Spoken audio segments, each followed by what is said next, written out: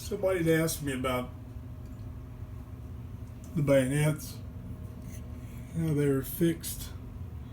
Well, this is just flat metal that I bent, and on the inside's 3M type that's soft, and little screw here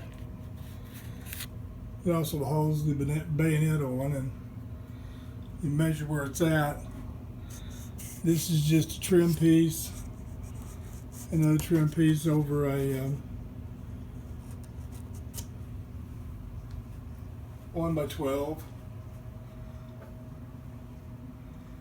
or 16, if you remember. But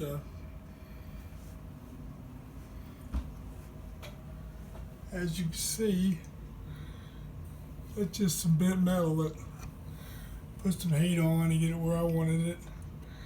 And then I use zip ties. Besides gluing it, I use some zip ties to ensure they'll stay on. But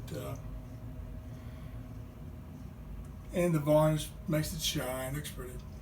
So if you have any other questions, just let me know.